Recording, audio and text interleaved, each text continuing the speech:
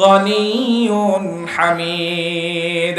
আমি লোকমানকে হিকমত দান করলাম, প্রজ্ঞা দান করলাম, আনিশকুরুলিল্লাহ, যে আল্লাহর শুকর আদায় করতে থাকো। যাকে আল্লাহ রাব্বুল আলামিন হিকমা দিয়েছে, জ্ঞান দিয়েছে, আল্লাহ তার শুকরিয়া আদায়ের জন্য তাকে তাগাদা দিচ্ছে, তুমি আল্লাহর শুকরিয়া আদায় করো। প্রকৃতপক্ষে যখন আমরা যে অবস্থায় থাকবো, সর্ব অবস্থায় যেই মালিকের শুকরিয়া আদায় করব, চিৎকার করে বলেন তিনি কে? শুকরিয়া জানাই আল্লাহ, শুকরিয়া জানাই তোমায়, অসহায় বান্দা মোরা বেঁচে আছি তোমার দয়ায়, অসহায় বান্দা মোরা বেঁচে আছি তোমার দয়ায়। আল্লাহু আকবার। ওয়া মান ইয়াশকুর ফাইন্নামা ইয়াশকুরু লিনাফসি।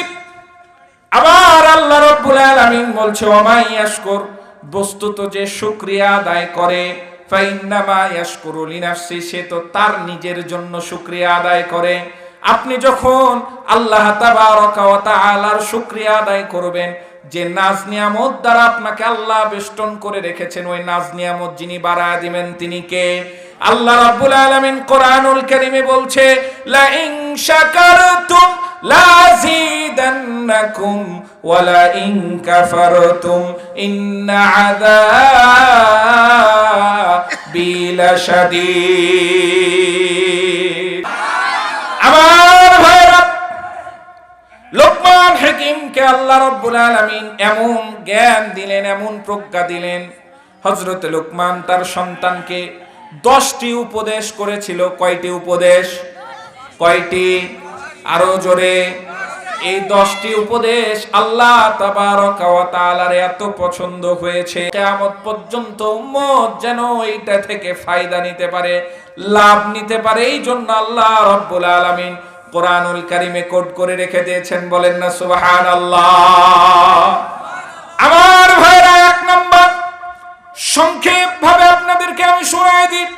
1 নম্বরে আল্লাহ রাব্বুল আলামিন বলছেন, ওয়া ইদ ক্বালা লুকমানু লিবনিহি ওয়া হুয়া ইয়াইদুহু ইয়া বুনাইয়া লা তুশরিক বিল্লাহ ইন্নাশ শিরকা লাযুলমুন আযীম। আল্লাহু আকবার।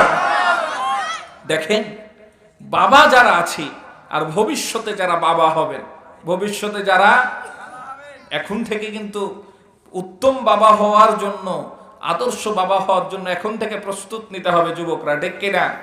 এখন থেকে প্রস্তুতি নিতে হবে। শীতের দিন একা একা ঘুমাতে ভালো লাগে? একা একা ভালো লাগে? বাড়িতে বেশি বেশি বিয়ের ফজিলতের ওয়াজগুলো শোনায় দেয়। বাড়িতে গান না শুনে বক্সে বিয়ের ফজিলত বাজায় দিবেন, আম্মা আব্বা এমনি শুনে নিবেন, ঠিক কিনা?